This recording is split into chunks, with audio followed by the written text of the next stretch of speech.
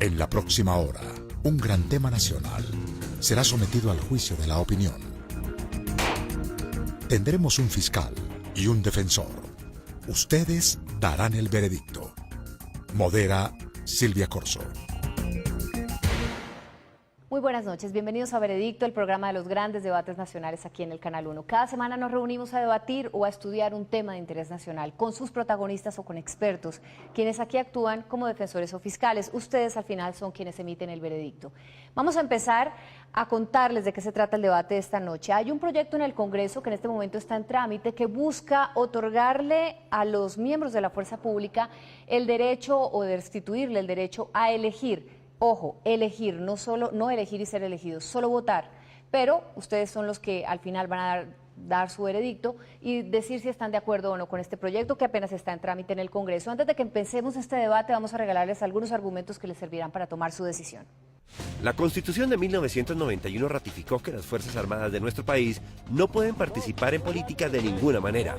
Actualmente, un proyecto que ya hace trámite en el Congreso pretende restituir el derecho al voto a una población de casi 850.000 personas y que aumentaría en aproximadamente un 2,6% el censo electoral del país. Pero para una nación que está inmersa en un conflicto armado como Colombia, algunas voces ya se alzan en contra de la iniciativa, pues temen por la objetividad y seguridad de los comicios. Este será nuestro debate de hoy. Y ustedes dictarán el veredicto. Deben tener derecho al voto los integrantes de la fuerza pública. Eso se va a debatir esta noche. Ustedes tomarán su decisión a través de www.veredicto.tv. También nos pueden dejar sus comentarios en Facebook, en nuestro fanpage y en nuestra cuenta en Twitter, @veredicto_NTC. Vamos a empezar sin más preámbulos y les voy a presentar a los protagonistas del debate de esta noche. Nuestro fiscal es el doctor Ariel Ávila, sociólogo, magíster de la Universidad Nacional, investigador en temas de actores armados, seguridad urbana, relación, violencia y política. Muy buenas noches. Gracias por venir y otra vez estar con nosotros. Buenas noches y muy amable por su invitación. Bueno, pues les presentamos ahora a nuestro defensor, es el doctor Edgar Espíndola, senador, actual presidente de la Comisión de Derechos Humanos del Senado, ingeniero, geólogo, con especializaciones en Derecho Constitucional, en Estrategia, Defensa y Seguridad del Estado. Doctor Espíndola, gracias por estar con nosotros. No, Silvia, muy contento de estar con ustedes y con todos los colombianos. Buenas noches a los cuatro. Vamos a empezar primero con el fiscal, así que le pido, doctor Ávila, que pase al frente y le cuente a los colombianos por qué en este tema de restituirle, no el derecho completo, solo el derecho a elegir, no a ser elegidos a los miembros de las fuerzas militares, ustedes no están tan de acuerdo. ¿Qué es lo que no les gusta, no les parece de este proyecto? Los argumentos a favor para otorgar el voto a los miembros de la fuerza pública son básicamente tres: que hay experiencias internacionales exitosas, que la democracia colombiana ya es lo suficientemente saludable como para que se les entregue el voto, y la última, es que ya hay una profesionalización en la fuerza pública lo suficientemente grande como para entregarles esa responsabilidad. La posición de la Fiscalía es que no, el país no está preparado para esto. Y los argumentos los divido también en tres partes. Primero, hay unos argumentos de orden político, unos argumentos de orden jurídico y unos argumentos, uno solo, de orden ético. Los argumentos políticos es que el país está en medio de un conflicto armado a puertas de un proceso de paz, donde se han cuestionado muchísimo la participación de militares en casos de violación de derechos humanos, en casos de relaciones con grupos paramilitares, como el caso del señor Rito Alejo del Río. Y aún creemos que incluso en participación en cuestiones lo que fue en los 80 el llamado baile rojo, y que aún hay mucho por decir y que no sería del todo ético con la Constitución colombiana que se apruebe eso. Segundo lugar, las fuerzas militares hoy en día son un régimen castrense, tienen una jerarquía, y esa jerarquía no solo está en que usted tiene un superior, sino que usted tiene que obedecer lo que diga ese superior. Y tanto incluso experiencias como en Venezuela se demuestra que eso no es saludable en todo caso para la democracia.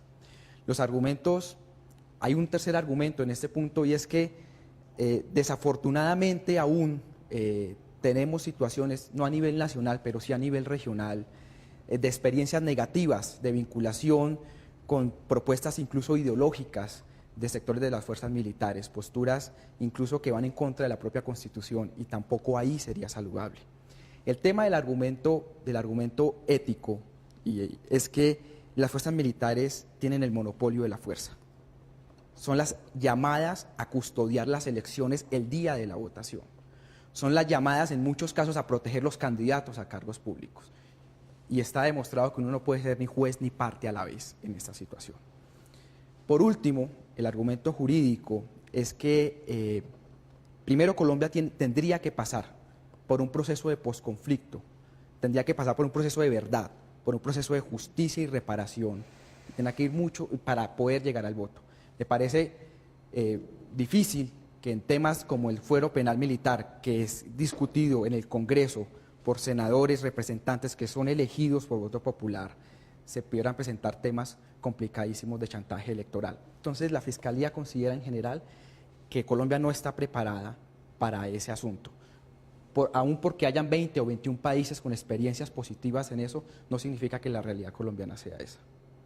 Bien, pues voy a presentarle una pregunta que tiene para usted el doctor Parmenio Cuéllar, senador del Polo Democrático. No es posible concederles a los militares el derecho a votar, pero no a participar activamente en la actividad política, no a ser candidatos, no a hacer proselitismo y drásticas medidas para sus superiores que traten de influirlos. Tenemos el caso último que pasó con el magistrado, de que fue al parecer, estaba hablando de recibir dádivas para trasladar a la justicia penal militar un caso. Es decir, el hecho que usted coloque sobre una ley o sobre el papel una serie de controles que sobre el papel funcionan muy bien, no significa que eso en la realidad se cumpla. Es decir, vuelvo y repito, creo que el país aún no está preparado para asumir una situación de esas. Mucho más con dos características adicionales. El proceso tan grande de militarización que tiene el país. Colombia tiene casi 500.000 miembros de la fuerza pública, es decir, el 1% de su población está en la fuerza pública directamente, indirecta es mucho más grande, donde la participación de la policía, del ejército en la vida pública cada vez se incrementa más. Sería muy riesgoso en este momento. Tal vez en posconflicto, después de un proceso, se pueda pensar. Ahora la Fiscalía considera que sería bastante arriesgado para la democracia del país. Doctor Ávila, hace un momento usted nos hablaba como uno de los argumentos por los cuales ustedes no están de acuerdo, la profesionalización de la fuerza pública. ¿Nos quiere explicar por qué? El tema es que la fuerza, digamos, hasta 1953, se decía es que los militares no podían, la fuerza pública no podía votar. Y el argumento en ese momento era que el Partido Liberal o Conservador, que era el que ganaba, definía quién era la policía y quién era la fuerza pública. Se toma una decisión en el país que me parece muy acertada, que la policía sea nacional y que la policía no tiene que tener partido y tiene que ser un régimen profesionalizante. Y a partir de ahí, Colombia entró es cierto además, en un régimen más o menos civil. Hubo solo un bosquejo, intento de golpe, se dice ahora, por el general Harold Bedoya, pero en general Colombia ha sido una de las fuerzas públicas que se ha caracterizado por respetar el poder civil. El argumento ahí es que esa profesionalización lleva a que las personas no tengan una preferencia mayoritariamente por una ideología, por otra, por un tipo de gobierno, por otro. El argumento no es válido y pues creo que la evidencia lo demuestra. Lo que está pasando con el señor Rito Alejo del Río, lo que pasó con Danilo González en la policía, el tema de la participación en homicidios que tuvo el DAS, también incluso con sindicalistas, porque los seres humanos también tienen pasiones, etcétera, y ellos tienen el monopolio de la fuerza. Entonces, el argumento de profesionalización de la fuerza pública, sobre el papel a veces funciona, pero en la realidad, y creo que Colombia lo ha demostrado, no funciona. Entiendo entonces que es como darles más poder del que ya tienen. Es sobre todo darles poder de chantaje, digamos, esa es la gran preocupación que hay. No estoy diciendo que ellos que chantajeen a toda hora, pero es darles un poder, además ellos utilizan el monopolio de la fuerza. Y yo invito a los colombianos a que lean la sentencia que acabó de salir hace un par de semanas sobre HH, este paramilitar, donde muestra ese tipo de relaciones que se estableció entre clase política local, fuerzas militares y paramilitares en el Urabá. El país aún tiene que dar unos debates muy grandes sobre justicia, verdad y reparación. Bien, doctor, voy a llamar a su testigo para que le ayude a sustentar su argumentación. Se trata del doctor Iván Cepeda, representante a la Cámara por el Polo, miembro de la Comisión Segunda de la Cámara, defensor de derechos humanos, con estudios de filosofía y maestría en Derecho Internacional Humanitario. Doctor Cepeda, gracias por acompañarnos. Gracias. Buenas noches. Ahora más adelante usted va a tener la posibilidad de contrainterrogarlo, defensor. Gracias. Así que adelante. Llamé al doctor Cepeda porque además pertenece a la Comisión de Paz, pero fue vocero del MOVIS, es decir, tiene una amplia experiencia en estos temas y le quiero hacer dos preguntas concretas. Lo primero es que me muestre su argumento general con respecto a esta propuesta que hay de darle el voto a la fuerza pública, mucho más usted que su propia familia ha vivido casos incluso de homicidios donde posiblemente participaron miembros de la fuerza pública. ¿Cuál es su posición general sobre esta propuesta? Bueno, yo estoy en contra. En la democracia en general, las armas, el uso de la fuerza y el ejercicio de los derechos políticos y de los poderes, el civil y el militar deben estar drásticamente separados y ser totalmente independientes. Pero en Colombia tenemos unas circunstancias específicas que agravarían una decisión de esta naturaleza. El conflicto armado de 50 años, que no es cualquier conflicto, es un conflicto en el cual la fuerza pública, así no lo haya querido, se ha polarizado en medio de una confrontación tan cruenta, la violación sistemática de derechos humanos y situaciones de corrupción que son innegables, tanto en el Ejército Nacional como en la policía, en todos los niveles. Así que entregarle a la policía y al ejército la posibilidad de participar en política. Ahora, yo veo muy difícil distinguir simplemente votar y no deliberar. Esas son cosas que me parece un poco difíciles de dividir como si se tratara de dos actividades totalmente distintas. Yo lo veo como muy inconveniente. ¿Podría explicarnos un país. poco por qué, doctor Cepeda, cuál es esa diferencia? Bueno, porque, digamos, el voto no es simplemente un acto que está desligado de una campaña, de una serie de hechos y de eventos. Yo creo que esa participación implicaría, sin lugar a dudas, una politización de las fuerzas militares y de O policía. sea, ellos no pueden decir que van a votar sin de todas maneras tener que involucrarse en todo ese proceso de campaña. Allí hay una distinción, una diferencia que yo creo que es muy difícil de hacer, francamente. Una contrapregunta. ¿Perdón? Una contrapregunta.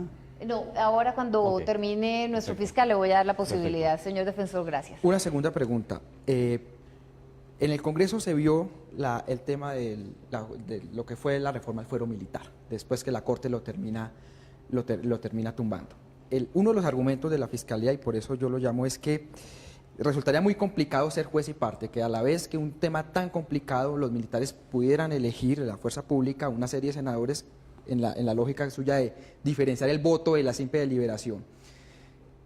Para esos temas, además en una sociedad que está entrando en el posconflicto, ¿cómo vería usted la participación del debate en temas de justicia y verdad y sobre todo de la responsabilidad de la fuerza pública otorgándoles el voto a ellos? Mire, yo creo que en una sociedad que ha madurado democráticamente es perfectamente posible que quienes usan las armas y deben responder por garantizar los derechos de los ciudadanos sin distingo mediante el uso de la fuerza pudieran tener opiniones políticas que se expresan a través de un voto. Pero ese no es el caso de Colombia. Nosotros estamos en un momento en el cual no hemos superado una guerra que, repito, polariza, así no se quiera, a los miembros de la fuerza pública. Y en segundo lugar, tenemos todavía en la sociedad una serie de hechos que no nos permiten la reconciliación nacional. Así que sería necesario que Colombia atraviese por una serie de procesos y de momentos y que pudiera culminar una serie de hitos para que se pudiera dar una situación de esta naturaleza. No más preguntas. Bien, muchas gracias, señor fiscal. Ahora Gracias, sí, doctor defensor. Espíndola, tiene la posibilidad de preguntarle usted al testigo de la Fiscalía. Muchas gracias. Senador representante Cepeda, usted que es un defensor de los derechos humanos, bien sabe que el voto hace parte de esas garantías que los derechos humanos le deben entregar a todos los ciudadanos. Cuando usted dice que los miembros de la fuerza pública no deberían votar, ¿no está usted contradiciendo su postura Lo que por yo he defender dicho- los derechos humanos y un derecho fundamental de todos los ciudadanos? Sí, lo que yo he dicho exactamente, senador Espíndola, es que en las presentes circunstancias y O sea que usted sí condiciones... está de acuerdo de que los miembros de la fuerza pública pueden Permítame el votar. desarrollo del argumento. Lo que digo es que en las presentes condiciones del país eso no puede ser, es decir, lo vería como altamente inconveniente. Le voy a citar una decisión del Tribunal de Derechos Humanos Europeo. Lo que han dicho en ese tribunal, a través de varias sentencias que se van constituyendo en jurisprudencia, es que los países que han atravesado por conflictos armados debieran generar unas condiciones particulares para poder entregar a los miembros de la fuerza pública esa posibilidad. Digamos, usted sabe, hay derechos los derechos humanos son universales, efectivamente, pero hay ciertos contextos en que los derechos tienen restricciones, tanto de carácter de orden público como también de la condición de ciertas personas. Las personas que están en las cárceles, por ejemplo, tienen una severa, una severa limitación de sus derechos civiles y políticos, igual los miembros de la fuerza pública. Por eso, entonces, si es en derecho ese sentido, si es derecho fundamental. Perdón, doctor mi Espíndola, argumento déjenos es terminar al que testigo. en el esa jurisprudencia internacional es profundamente clara.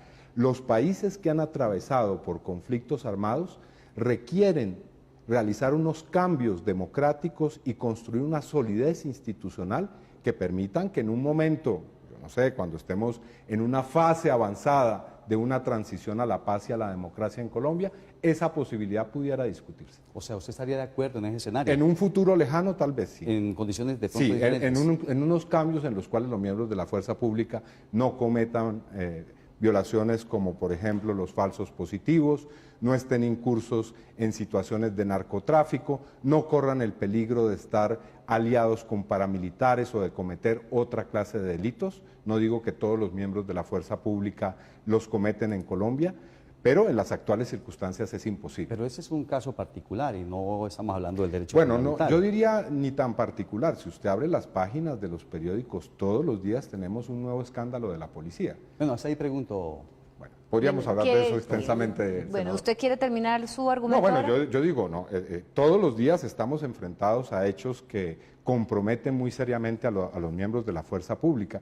Y yo diría que es necesario un cambio fundamental en esas fuerzas para que podamos discutir sobre esto, que yo creo que no es una posibilidad vedada en el futuro. Sí, yo creo que estamos hablando de un derecho fundamental y no estamos hablando de casos particulares de No, funcionarios los que han derechos, como usted incurrido sabe, tienen en contexto. violaciones de derechos humanos. No, que son los dos cosas derechos no se diferentes. presentan simplemente en un vacío social.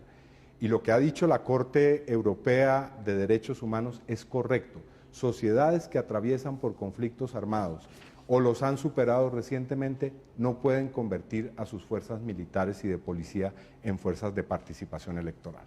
Bien, muchas gracias a los dos. Senador, Ustedes muchas gracias. pueden empezar a Muchas votar gracias. ya. ¿Encuentran más o menos una síntesis de lo que es el argumento o la posición de la Fiscalía en este tema? Y es que la democracia colombiana está bien así como está, no necesita que la fuerza pública entre a formar parte de las votaciones, que el país de pronto no está todavía preparado para este gran paso, y menos en un momento como el que estamos llevando ahora de los diálogos de paz con La Habana. Bueno, pues además que las Fuerzas Armadas son las encargadas de proteger los comicios y los candidatos, y que de pronto se confundiría un poco ahí todo este papel que ellos desempeñarían dentro de las elecciones. Así que ustedes pueden empezar a votar, encontrarán la casilla que identifica al defensor o al fiscal dentro de nuestra página www.veredicto.tv. Ya regresamos con los argumentos de la defensa.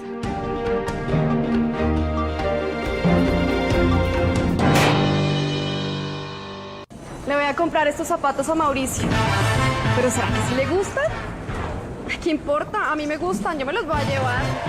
No lo pienses tanto, porque con los bancos Aval dar es recibir. Por cada compra de 200.000 pesos con tus tarjetas crédito o débito de los bancos Averillas, Bogotá, Occidente y Popular, puedes ser uno de los más de 150 ganadores semanales de 1 millón de pesos. Son 1.000 millones de pesos en premios del 15 de noviembre al 31 de diciembre. Entre más compres, más oportunidades tienes de ganar. Grupo Aval, más que un banco. Autorizado por Coljuegos. ¿Deberían los miembros de las Fuerzas Armadas, de la Fuerza Pública, tener derecho a votar, tener derecho a elegir? Eso es lo que estamos debatiendo esta noche en Veredicto. Ustedes al final van a tomar una decisión. Ya escucharon a los argumentos de la Fiscalía, que no está de acuerdo con que esto suceda, pero vamos a escuchar ahora a la defensa, que defiende esta posición. Así que, doctor Edgar Espíndola, quien es nuestro defensor, por favor explíquenos por qué usted está de acuerdo con esto, de qué se trata pues este proyecto específicamente y por qué usted está defendiéndolo. Gracias, Silvia. Primero, este es un acto legislativo, es decir, cambia la Constitución colombiana. En el artículo 219 de la Constitución Política, el constituyente dijo que la fuerza pública no podía ser deliberante.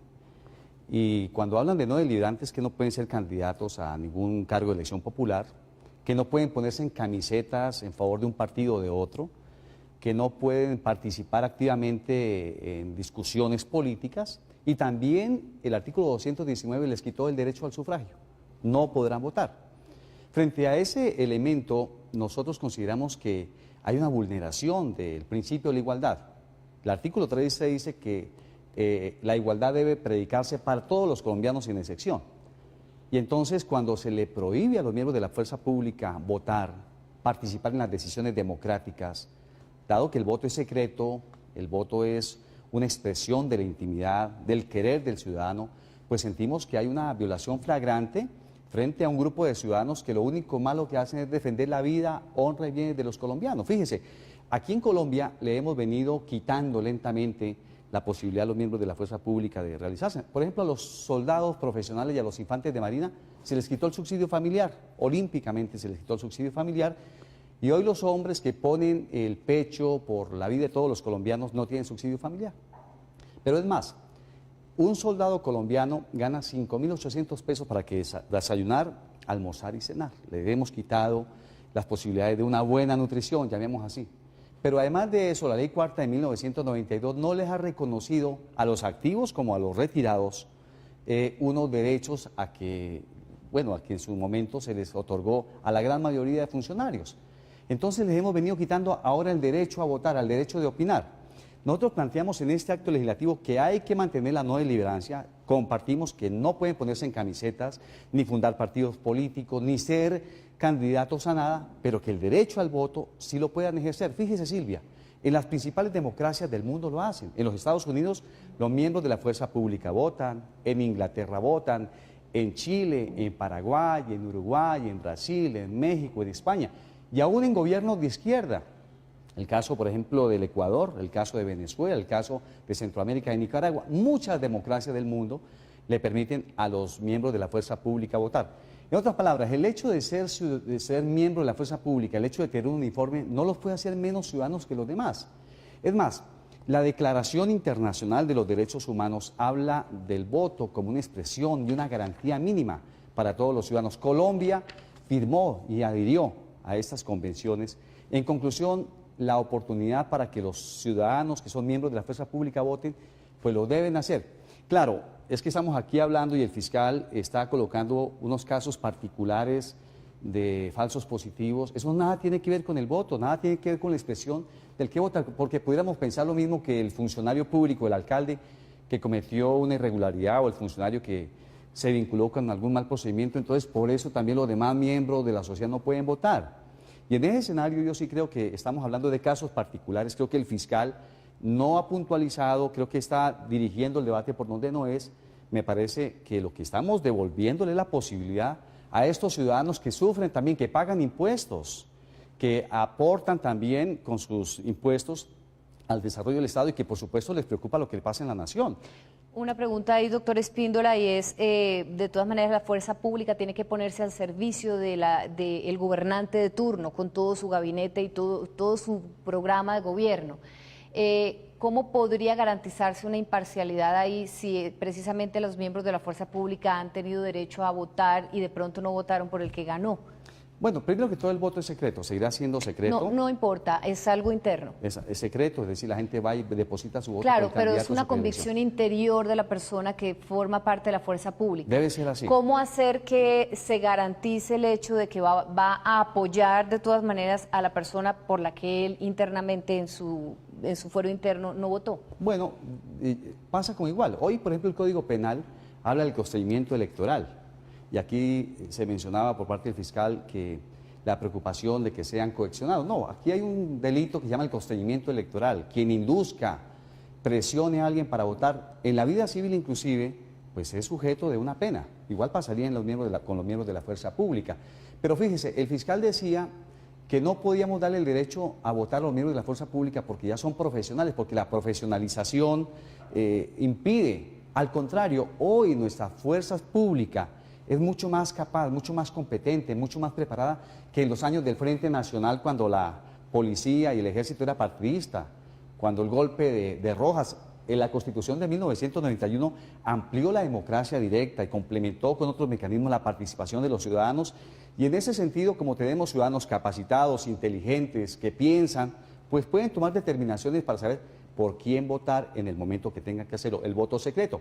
Por supuesto, reiteramos, el acto legislativo, Silvia, no busca que sean candidatos a nada, ni que se pongan camiseta, ni participen en manifestaciones públicas, sino que lo hagan como pasa con los miembros de la fuerza pública en esos más de 20 países del mundo que hoy lo pueden hacer. Doctor Espíndola, le voy a invitar a que responda una pregunta que tiene para usted el doctor William Alvis Pinzón, abogado constitucionalista.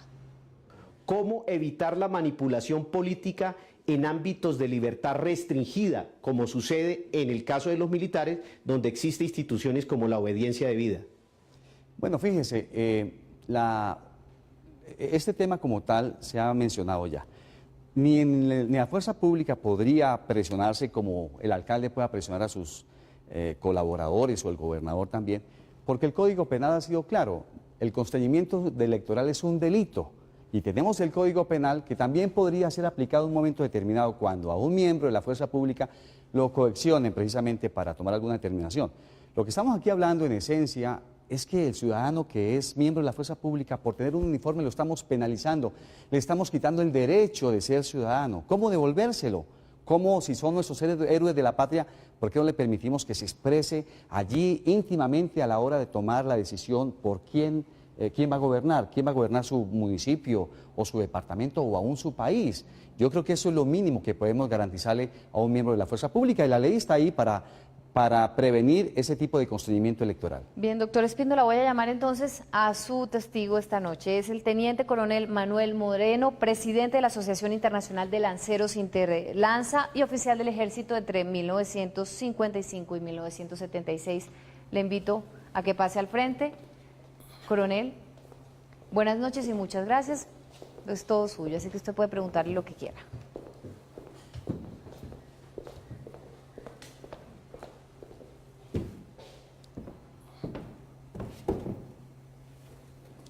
Coronel, usted que en su momento fue miembro activo de la fuerza pública y hoy que ya no lo es, que usted regenta asociaciones de retirados de la fuerza pública, ¿considera que el voto es un deber para usted, es un derecho importante para los miembros de la fuerza pública?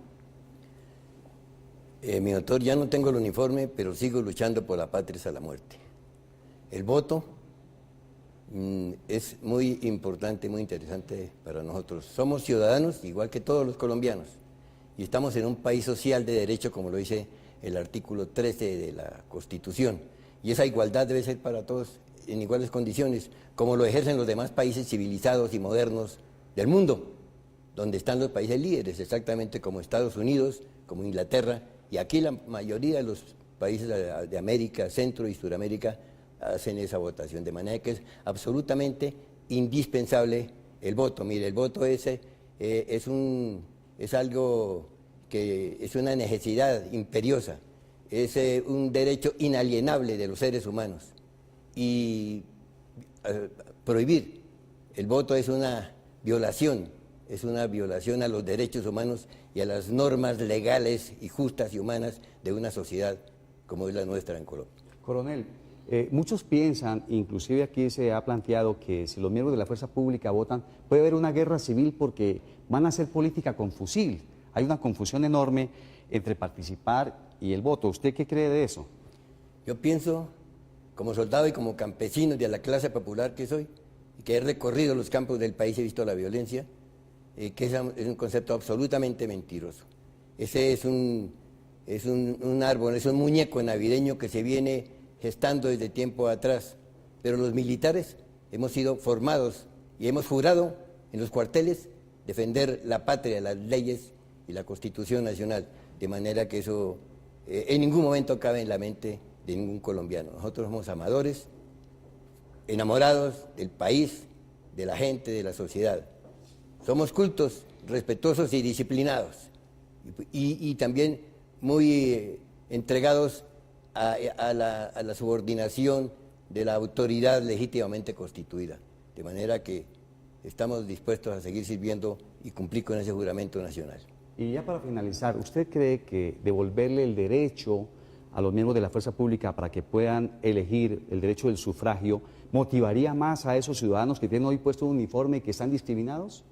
Indiscutiblemente es que el voto robustece el ánimo de servirle a la patria. Nosotros no podemos estar a un lado somos de la clase del pueblo y por ser del pueblo tenemos derecho a entrar al juego de la vida nacional y a opinar, porque tenemos corazón, tenemos cerebro, tenemos pecho, tenemos la idea y el pensamiento de seguir por esas líneas democráticas de la nación. Aquí el fiscal y el testigo del fiscal argumentaba que casos como el general Rito Alejo del Río y otros casos pues son óbice para que no le den el derecho al voto. ¿Usted comparte eso de un caso particular, confundirlo como con un derecho fundamental? Lo que decía el señor fiscal, hay 500.000 hombres más o menos de la fuerza pública y manejar 500.000 hombres es muy difícil en una familia, 3, 4 hijos, entonces es complicado ponerlos a los 4 de acuerdo. Alguien tiene que salirse de golpe de las normas o por cumplir una orden del gobierno. En la guerra se cometen de golpe algunas cosas que no se quisieran, de manera que el voto debe ser para todos, como lo dicen las normas, sin pensar en casos aislados, sino es la comunidad, es la organización la que debe responder y la que debe estar en las urnas para en un momento dado nombrar nuestros propios representantes y en el Congreso hay alguien que defienda la comunidad, la vida castrense, en la parte social y en la parte jurídica, que es donde viene fallando. Y las tropas no están en las condiciones de dar esos resultados que quiere el país, porque hay cierto susto por la parte jurídica. Hay discriminación, lo que usted quiere decir. ¿Hay qué? Discriminación. Sí, hay discriminación. Ahora que lo menciona, ¿usted se sintió, coronel, discriminado mientras estuvo formando parte de la fuerza pública activo por no poder votar por un gobernante? ¿En esos momentos usted se sintió discriminado, se sintió menos ciudadano que otros? Pues sí, porque yo soy colombiano. Y como colombiano tengo una cédula que no me sirve sino para montarse a la policía cuando comete uno una infracción o ir a reclamar en una droguería unas drogas que la EPS le ha entregado o ir a cambiar un cheque. Entonces no puede uno opinar ni decir nada porque inmediatamente le dice a uno que está deliberando y viene a las cortes o a la política y al día siguiente está uno con el uniforme de perfil porque ha opinado por favorecer el país. Bueno, gracias. ¿Tiene alguna otra pregunta, señor No, defensor? Bueno, entonces es la oportunidad para el fiscal. Muchas gracias, doctor Espíndola, para que le haga contrapreguntas al testigo de la defensa, doctora. Digamos, el argumento del senador parece muy idílico, que confunde además el derecho al voto con otros derechos, pero en general el argumento es que sí se está preparado, que es un derecho, que porque además todos somos iguales, que se va a votar, y etcétera, digamos. La fuerza pública custodia las elecciones. La fuerza pública colabora en la seguridad de los candidatos. La fuerza pública es la encargada incluso de trasladar los votos una vez salen de las mesas, en conjunto con la registraduría, hacia los sitios seguros de la registraduría. Entonces yo aquí he escuchado posiciones idílicas. Si usted apoya, como dice que apoya el voto a la fuerza pública, explíqueme cómo se haría para evitar que en esa protección a candidatos, en esa custodia de los votos, en esa custodia de las mesas, poder evitar situaciones donde se influyan directamente en las elecciones, donde se influyan a favor de candidatos, donde se construya electoralmente. ¿Cómo es el menudo de eso? ¿Cómo es la situación? ¿Qué medidas habría que tomar? Porque pareciera que la ley dice, no, se aprueba el voto y en una situación de conflicto, vamos a estar en posconflicto, de verdad. ¿Cómo usted ve que se podría controlar eso? Como usted no está utilizando un término, ¿cómo sería el menudo de eso? Pues para eso están las leyes de la República. Si se aprueba el voto a los militares, pues habrán artículos, habrán parágrafos, habrán normas donde el militar no puede ser protagonista, no puede ser elegido, no puede participar en política, ni insinuarle a los subalternos de que vayan a votar por algún candidato de su preferencia. Y en ese traslado de las urnas, pues se cumple la obligación de ser fieles a la Constitución, fieles a las normas, fieles a la autoridad, y nunca ha sucedido eso que usted me pregunta acá. Allá donde viene de golpe algo irregular es cuando hacen el conteo de los votos, pero nosotros siempre hemos cumplido esa obligación de hacer los traslados y de respaldar a los políticos, sea quien sea. Ya no nos interesa eso. Queremos es un colombiano o un par de colombianos que estén en el Capitolio Nacional para que defienda a los militares en momentos cruciales, como es el problema el problema social y el problema jurídico, que es lo que nos tiene afectados y en realidad muy dolidos. En Colombia tampoco se castiga el homicidio contra persona protegida y la Fiscalía tiene más de 4.000 investigaciones sobre falsos positivos. Es decir, el hecho que eso esté en la ley no significa que se vaya a cumplir mucho menos o mucho más, perdóneme, con el tema del monopolio de la fuerza. Por eso la pregunta mía es, y volviendo a lo que le pregunté a mi testigo sobre el tema del debate del fuero militar, la presión que hubo en los cuarteles, cuando usted dice, no, 1 o 2 colombianos que estén representados allá, la defensa de los ministros, la defensa de senadores como el que está aquí presente, incluso ustedes tienen el columnista, el propio general Valencia Tobar dice que no está de acuerdo con darle la votación. Entonces, ¿cómo usted hace para que no se produzca con una entidad castrense un chantaje a congresistas elegidos para cuando tenga que debatir situaciones como el fuero militar? ¿Cuáles serían los mecanismos ahí? Si ustedes, porque ustedes el argumento de ustedes es que una cosa es el voto y otra cosa es la participación y la deliberación, pero que una cosa es el voto. En ese caso preciso de lo que fue el fuero militar, ¿cómo se haría para? ¿Cuál es su objeción? Objeto la pregunta porque la pregunta no va encaminada a hablar del derecho del voto, sino que está dirigiendo a la justicia penal militar. Le está saliendo del tema al señor fiscal. No, está debatido en Congreso. Al lugar, no al lugar, porque él está tratando, bueno, lo que yo entiendo aquí en esta pregunta se está tratando de qué propone, si él realmente cree que no se pone en peligro el traslado de las urnas ni nada dentro del proceso de votación, ¿qué propondría, cuál solución alternativa podría evitar que esto pase? O sea, los mecanismos de control, igual con el caso de las leyes que se debaten en Congreso. Y es interesante que el coronel no lo conteste porque él estuvo dentro de las Fuerzas Armadas, coronel. ¿Cómo el ve artículo usted no solo eso? puede ser la ley, propóngame los mecanismos de control, debatamos sobre eso. Sí, ¿cómo se serían? controlaría? Es válido, me parece. Bueno, los controles los dan las leyes y los dan los gobiernos, los políticos, los alcaldes en el movimiento y traslado de esas urnas a los lugares donde se requieren estar para su conteo y escrutinio. De manera que nosotros cumplimos lo que la autoridad dice, pero yo no le veo, ni he escuchado nunca, que haya algo irregular por parte de las fuerzas militares en esa posición. No tengo más preguntas. Bien, muchas gracias a los dos. Esta es la posición entonces de la defensa en el tema de esta noche. Ellos consideran que si no se les permite votar a los miembros de la fuerza pública se les está vulnerando el derecho a la igualdad, que hay democracias en otros países en donde esto sucede y no pasa nada, funcionan perfectamente, no pasa nada en contra, y que los miembros de la fuerza pública son ciudadanos ante todo y que como tienen otros derechos, el derecho a votar deberían tenerlo también. Ustedes pueden empezar a votar a través de www.veredicto.tv. También si es militar puede votar a través de nuestra página y dejarnos sus comentarios en nuestro fanpage de Facebook y en nuestra cuenta en Twitter @veredicto_NTC. Ya regresamos con los alegatos de conclusión de las partes.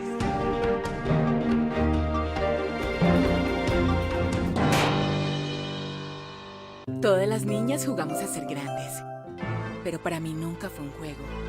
Desde muy pequeña me obligaron a comportarme como un adulto. Nunca olvidaré el día que me raptaron y me sacaron del país, tampoco el día que me drogaron.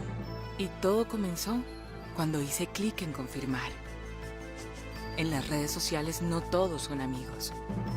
Acompaña a tus hijos mientras están en el computador.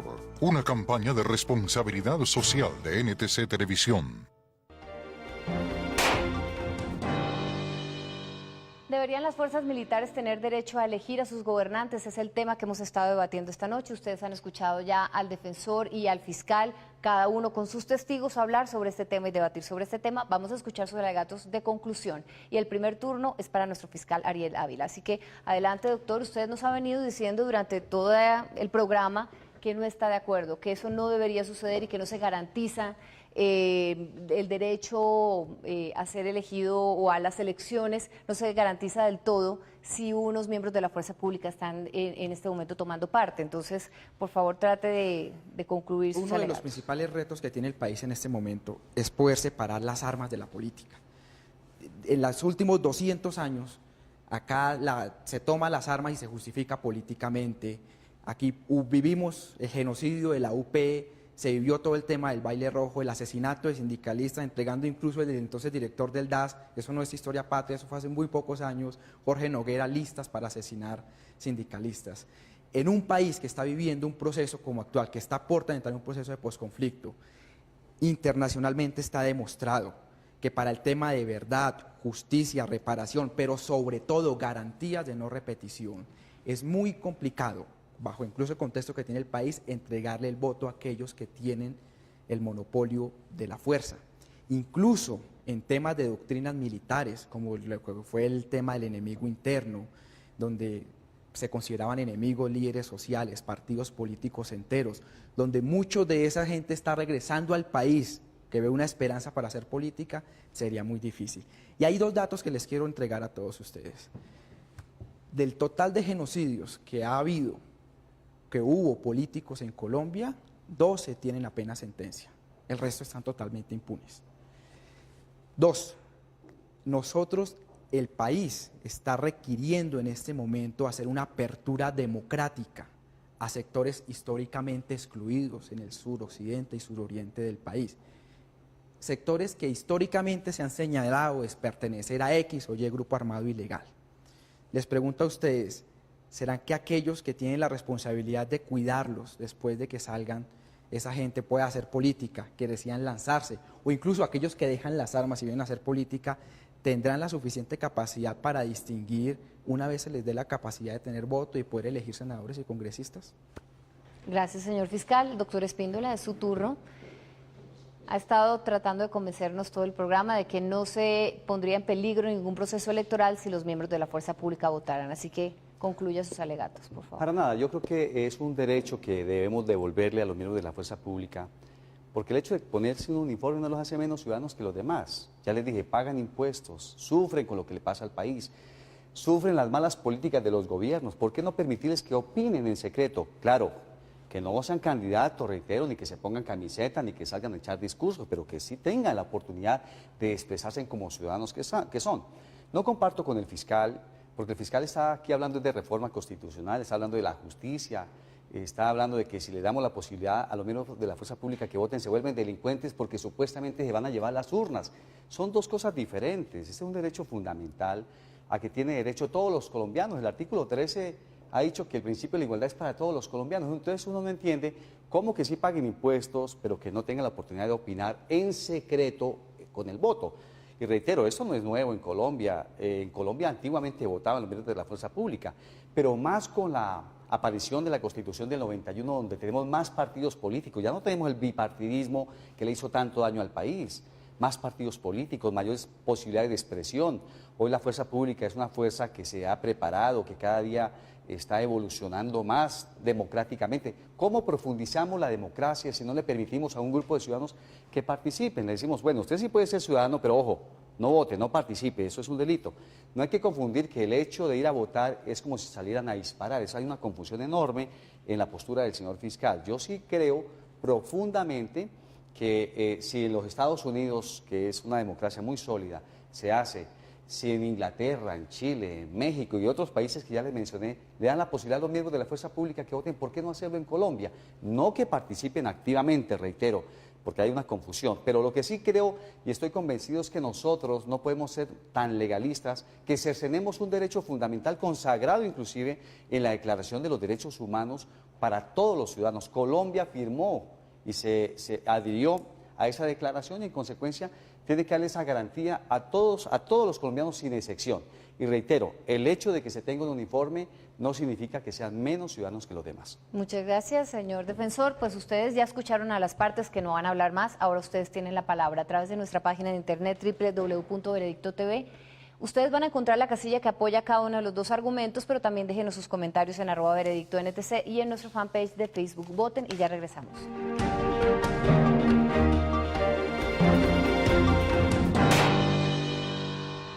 Superastro, el astro que te hace millonario.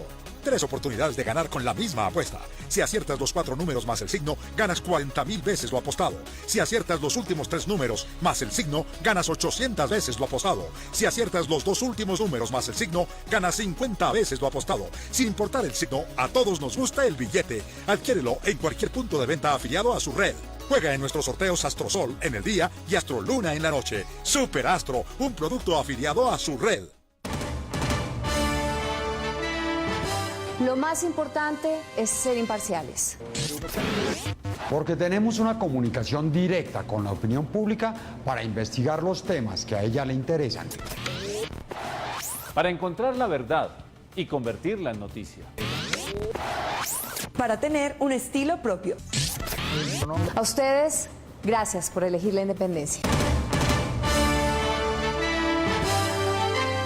La Lotería de Bogotá es la que más billete da, con su plan de 7.000 millones de pesos y un mayor de 2.800 millones. Pero ahora además usted se puede ganar un Renault Sandero 0 kilómetros, juntando las letras que vienen en cada una de las fracciones. Arme su carro y siga jugando todos los jueves con la Lotería de Bogotá, la que más billete y premios da. ¿Deberían los miembros de la fuerza pública tener el derecho a elegir a sus gobernantes? Este es el tema que hemos estado tratando esta noche. Hemos estado escuchando ya los argumentos de la defensa, de la fiscalía, y ustedes ya tomaron una decisión. Este fue su veredicto.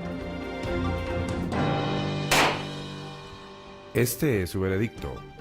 Gana la defensa, doctor Edgar Espíndola, con un 75%. La fiscalía, doctor Ariel Ávila, obtuvo un 25%. Doctor Espíndola, usted ha sido nuestro defensor esta noche, los televidentes lo apoyaron. ¿Qué le parece? Bueno, primero que la democracia no es un regalo para algunos, yo creo que la democracia es para todos. Colombia es un Estado social de derecho que le garantiza a todos los colombianos las mismas oportunidades. Entonces uno no encuentra cómo discriminar a unos y favorecer a otros, es más en un país donde queremos seguir profundizando en la democracia. Y yo creo que los colombianos opinaron sabiamente, en el sentido de que hay que devolverles un derecho que es fundamental, que hace parte de los derechos humanos y que por supuesto se le reconoce el carácter de ciudadano a los miembros de la fuerza pública, porque el hecho de tener un uniforme no los hace menos ciudadanos que los demás. Bueno, muchas gracias a los dos, a las dos partes, a sus testigos, a ustedes por participar, por ayudarnos a dar un veredicto en este tema. Vamos a vernos la próxima semana, el próximo lunes, en otro tema de interés nacional para que ustedes nos regalen nuevamente su veredicto. Buenas noches.